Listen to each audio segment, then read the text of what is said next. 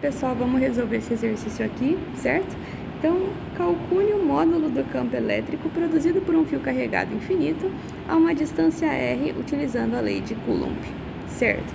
Então, a gente tem aqui um ponto P, que está a uma distância r do nosso fio infinito, certo? Então, é um fio que cresce infinitamente aqui na direção y para cima e para baixo, tudo bem?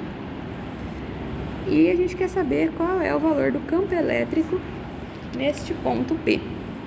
Bom, a gente sabe que cada pedacinho deste fio aqui tem uma carga que vai produzir um campo elétrico. Eu vou chamar cada pedacinho de carga de dQ e cada pedacinho desse campo elétrico de dE, certo?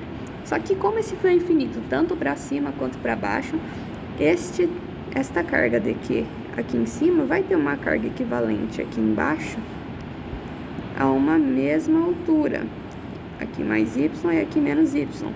E essa carga, essa mesma altura, vai produzir um campo com o mesmo valor, só que numa direção diferente para cá, certo? E cada uma desses pedacinhos de campo elétrico vai ter suas componentes em y, certo? E em x. Tanto essa aqui quanto essa aqui. Só que vocês conseguem enxergar que cada uma dessas cargas, cada uma dessas componentes y vai ser anulada com a que está do outro lado? Então, no fim, o que vai sobrar pra gente é uma resultante de campo elétrico no eixo x, certo? Então, cada pedacinho desse de campo elétrico que eu vou tratar sem a anotação de vetor, porque a gente vai tratar dos módulos e a gente está falando só do eixo x, cada pedacinho desse vai valer o k vezes a carga, que eu já vou escrever como dq, cada pedacinho de carga, dividido por r ao quadrado vezes o cosseno do ângulo desse vetor, porque a gente está tratando apenas da componente em x, certo? Então, seria como se fosse esse ângulo aqui. Beleza, só que como a gente está falando de um fio infinito, a gente não pode tratar a carga como algo discreto. Quer dizer, a carga, se a gente for ver pela definição, é discreta, mas como a gente tem uma distribuição contínua de cargas, faz mais sentido a gente tratar de uma densidade de carga, certo? Essa densidade de carga vai ser igual a Q sobre L, uma densidade linear de carga. Mas esse Q sobre L, a carga sobre o comprimento, vai ser a mesma coisa que um pedacinho de carga por um pedacinho de comprimento. E esse comprimento a gente está medindo em y. Então, eu posso ainda tratar como um dq dy sobre dy, beleza? E além disso, esse r ao quadrado nosso aqui, quem que é? É a distância da carga até o nosso ponto P. Ou seja, vai ser como se fosse a hipotenusa de um triângulo retângulo formado pela rã aqui embaixo, certo? Que é a nossa distância, pelo y como catetos, e aqui em cima a nossa distância da carga até o ponto P vai ser o r'. Então, o r é a hipotenusa desse triângulo, ele vai ser, o r ao quadrado vai ser igual a isso aqui por Pitágoras, certo? Além disso, não, por enquanto é isso. Então, vamos reescrever o nosso campo elétrico como K vezes a densidade superficial vezes o dy, certo? É como se eu estivesse passando aqui o dy para o outro lado e colocando ali o dq, vezes o cosseno de θ, sobre o nosso r ao quadrado, que é r ao quadrado mais y ao quadrado. O problema é que eu não sei o valor de y, porque o y é diferente para cada pedacinho de carga que eu estou pegando. Vai ser benéfico para a gente escrever o y em termos do ângulo θ, certo? Porque o nosso vetor aqui, o ângulo θ desse vetor, vai variar de acordo com o y que eu estiver trabalhando.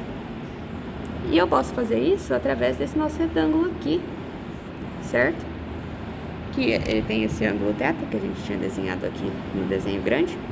Vocês conseguem enxergar que a tangente de θ vai ser o cateto oposto sobre o adjacente, logo y sobre r Consequentemente, y é igual a r vezes tangente de θ. E quando a gente precisar desse dy aqui, vai ser só derivar dy sobre dθ. E nós teremos r vezes a derivada da tangente, que é a secante ao quadrado, certo? Eu posso escrever então dy como r vezes secante ao quadrado de θ dθ. Maravilha! Então, vamos reescrever o nosso campo elétrico substituindo dy e o y ao quadrado. A gente vai ter k vezes lambda vezes o dy, que é isso aqui, r secante ao quadrado de θ dθ, vezes o cosseno θ, e a parte de baixo, que era r ao quadrado mais y ao quadrado, a gente sabe o que é y agora, então vamos substituir r ao quadrado mais r ao quadrado vezes tangente ao quadrado de θ. Sumimos com o y e olha que interessante este nosso trecho aqui, que a gente pode simplificar, aliás, pode fatorar, colocar em evidência e fica 1 mais tangente ao quadrado de θ. R ao quadrado vezes 1 mais tangente ao quadrado de θ. Só que 1 mais tangente ao quadrado de θ é a mesma coisa que secante ao quadrado de θ. Então, a gente pode reescrever mais uma vez isso aqui como k lambda r secante ao quadrado de θ, vezes, já vou escrever aqui o cosseno de θ dθ, tudo isso sobre r ao quadrado vezes secante ao quadrado de θ. Agora, a gente consegue simplificar secante com a secante, o r ao quadrado com o r, e nos sobra apenas k lambda r vezes o cosseno de θ dθ. Então, a gente sabe quanto vale cada pedacinho do campo elétrico. Vamos integrar isso para descobrir o valor do campo elétrico inteiro, certo? Quando a gente integra aqui com relação a dθ, vamos analisar de quanto até quanto vai o nosso ângulo θ. Quando a gente estiver no infinito negativo, o nosso ângulo vai estar tão grande que vai se aproximar de 90 graus. Então, como a gente está no negativo, menos π sobre 2, certo? E quando a gente estiver muito aqui em cima, da mesma forma, o nosso ângulo vai aumentando, aumentando, aumentando, até ficar muito próximo de π sobre 2 graus. Então, é isso que a gente vai colocar nos nossos limites de integração. Menos π sobre 2 e π sobre 2. Porém, como o cosseno é uma função par, já que eu já vou escrever como e, né, que vai dar isso aqui, eu posso escrever essa mesma integral como a integral de 0 até π sobre 2 vezes 2, certo? Porque o cosseno é uma função par. Agora vai ficar fácil, porque todo esse trecho aqui é constante. Então, a gente só precisa integrar o cosseno de θ. Então, o nosso campo elétrico vai ser E igual 2 vezes k lambda r vezes a integral de cosseno de θ, que é seno de θ, e aplicamos de 0 a π sobre 2.